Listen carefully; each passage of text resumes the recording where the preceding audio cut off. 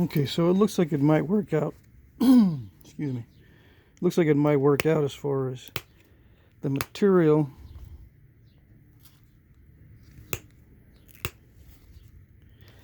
I was afraid that the tip was going to break off. I do have to lose a lot off the tip. I've done this a couple times before and the jasper was not very good and I ended up snapping the whole thing, but this one is a little different. I can't tell if it's a ceramic or if it's a real stone.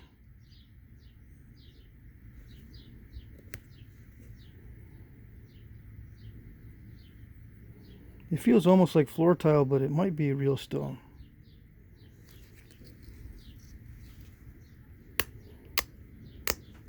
Pressure flakes easily. I suppose you can test these. Well, I probably won't recommend that. You know, test them before you buy them by moving a small chip, but I don't know. Kind of sketchy doing that. But anyway, they're pretty cheap in bulk.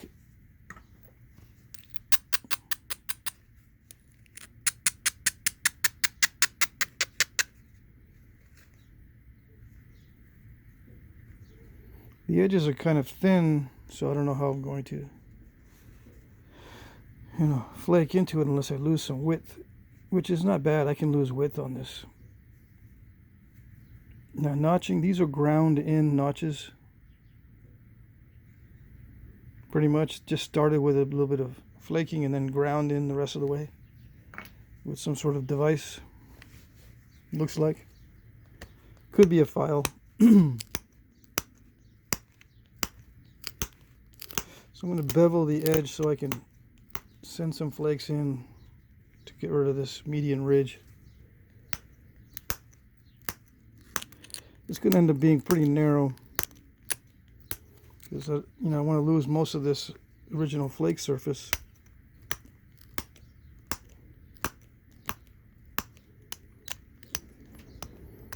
I'm going to have to keep the notches where they are,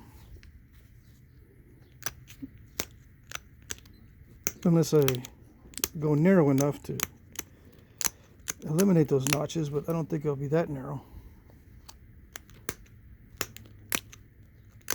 I don't know.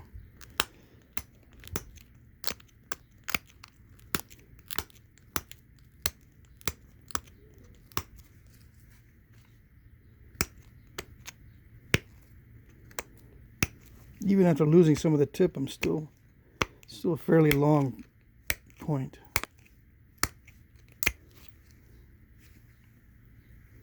I might just lose more of that tip. I could take the base off.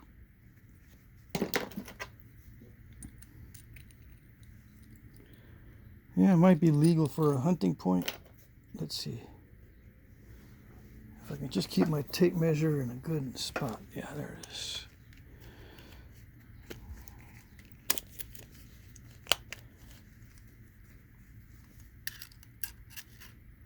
It's 7/8 right now, so any more, in in many states it won't be legal for a hunting point.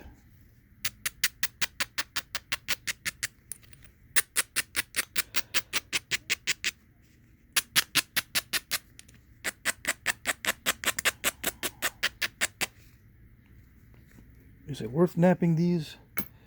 Yeah, it can be if you don't have anything else, right? Of course. But it can also be nice to have, a variation in material. Some of these are made of really nice, colorful jasper. Although the jasper is more difficult to knap than this chalky stuff. This is kind of chalky. Like a ceramic, right? Or porcelain.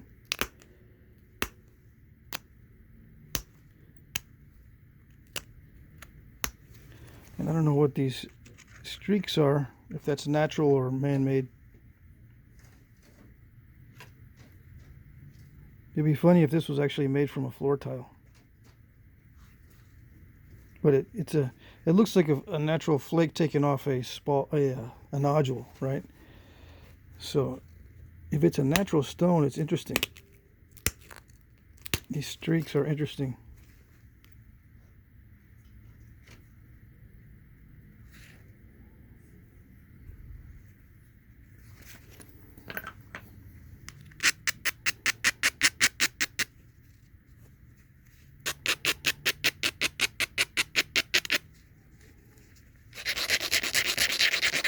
I do want to thin down the stem before I go any further.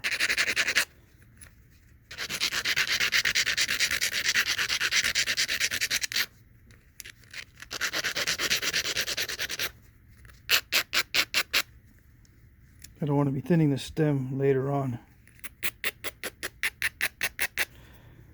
I'm probably going to have to make a corner notched point. I'm losing a lot of length on the stem. It'll turn into a corner notch instead of a side notch.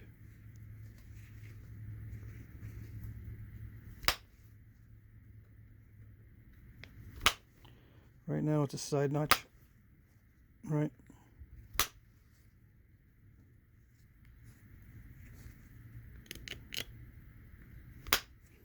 I'm kind of afraid to hit it at the base because I don't know how strong it is.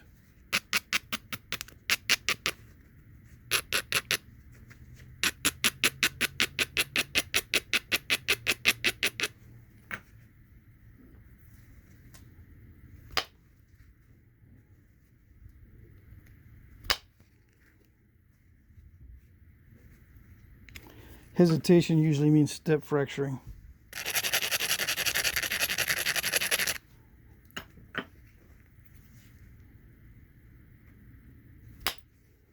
But I don't have another one of these.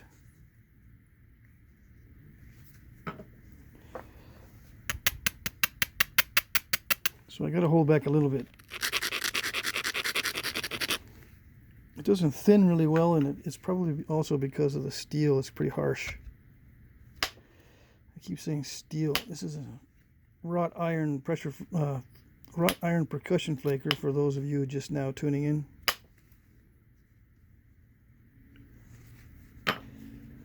Because you may have clicked on the video because it says we're reworking a pendant. All you jewelry people.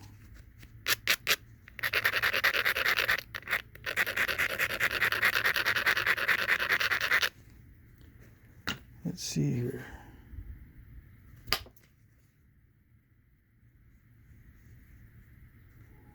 Now you won't be able to duplicate this in an afternoon. Say, well, I got a lot of those. I can rework them into some more interesting looking arrowheads. Cool. I've been Flintknapping seriously for about 10 years. 2 years of making a bunch of gravel. So if you got a couple of years to spare trying to rework pendants, then yeah, by all means, if you're brand new to this,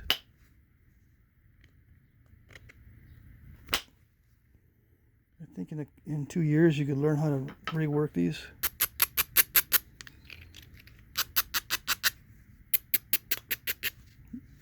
Of course, some people will get it right away and they'll be up and running in a few months.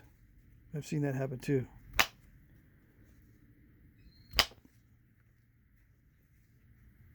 And then they get bored and move on to something else, and everyone else is just staring.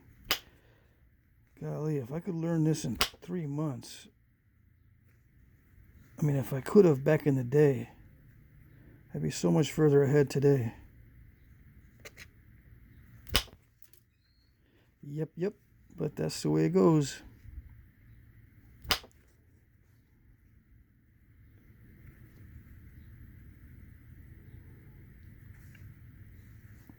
Some people learn things at an incredible rate, and some of us take forever. Okay.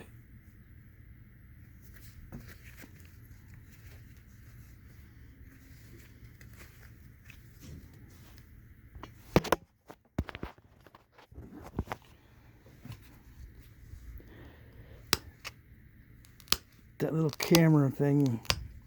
One of the hazards of flint knapping with the camera right in front of my face, I end up hitting the camera sometimes. I have it kind of on a swivel so I can move it out of the way easy, and so it doesn't fall down and crash when when I hit it. I used to have a very, very rigid setup, so every time I would tap it like that, the whole thing would fall over. But if I have it kind of loose and I hit it, it doesn't fall over. It just kind of disorients everybody for a second or two. Now, this is a strange material in that you think it's going to flake, but then it doesn't.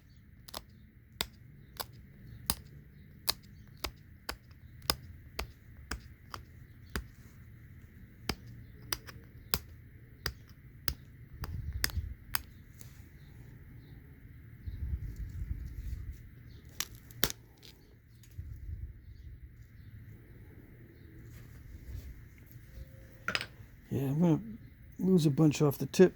Just trying to negotiate the material, figure out what it's doing, how to get it, how to approach it to thin it down. It doesn't look consistent. It doesn't feel consistent. It feels all different from one spot to the next. Maybe up here where there's that swirly pattern type stuff. I don't know if you can see, but there's a little void in there. See that right there? So this streaking is weaker than the rest of it. And look, as luck would have it, it's right here at the tip.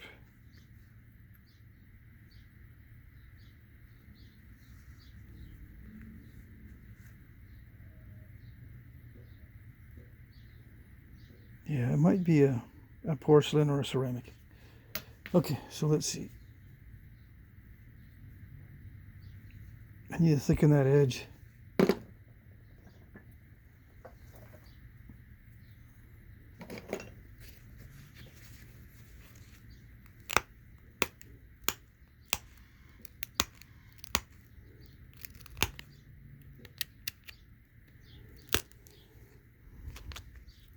Or do something with that edge.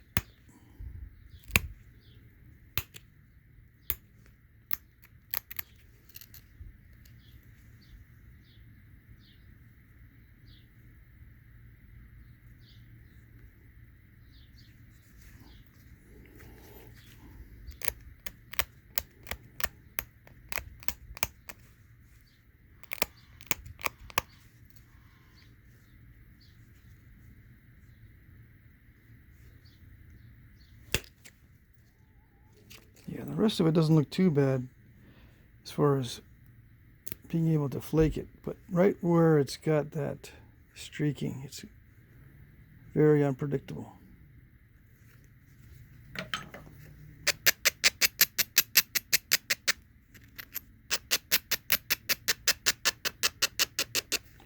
Good thing it's mostly clear.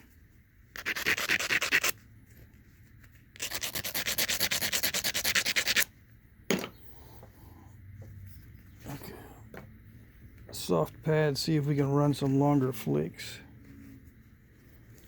I think it's stiff enough that it won't break on me. I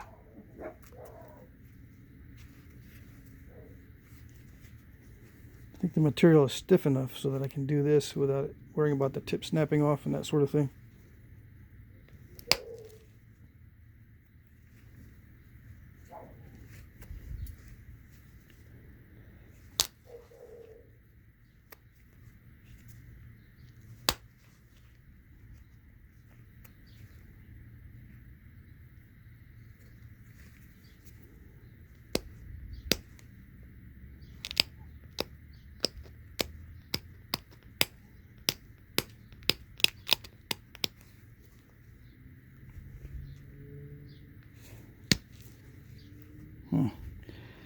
can't overthink this stuff. I just gotta go with it, go for it. Fight with it a little bit harder. Because you can't negotiate with it. It's not one of those things where you can, yeah, I'll just kind of ease my way into it. Be tactful, gentle, whatever. No. Just gotta be aggressive with it.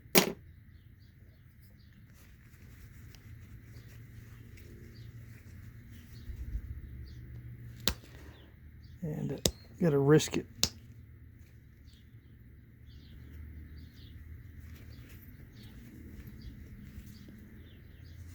I could be doing this last, but I want to get rid of that material.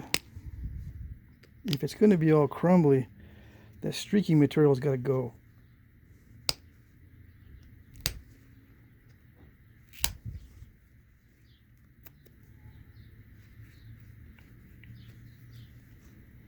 I have to not worry about preserving that,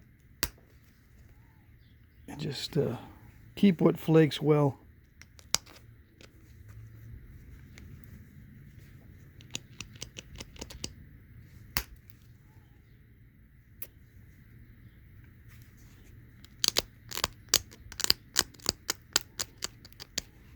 Now, I'm not used to thinning with pressure. Right, so this is a different ball game. I usually would thin this out with percussion.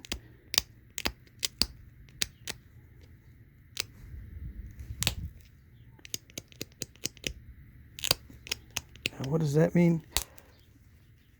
I would be using the flaker to do most of this work because I can get much longer and larger flakes with percussion.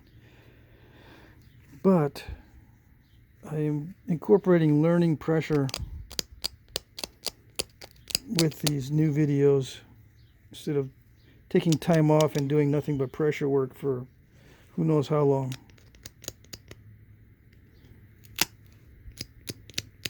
Yeah, that edge cannot support anything at all. I put just a little bit of pressure on it, even if it's a thick edge. Sometimes it just crushes so easily.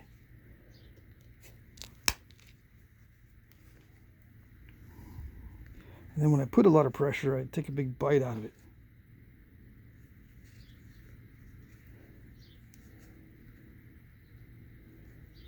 But I think I got all the weak spots out.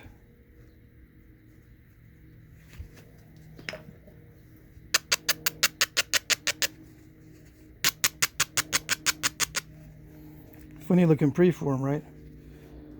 Yeah.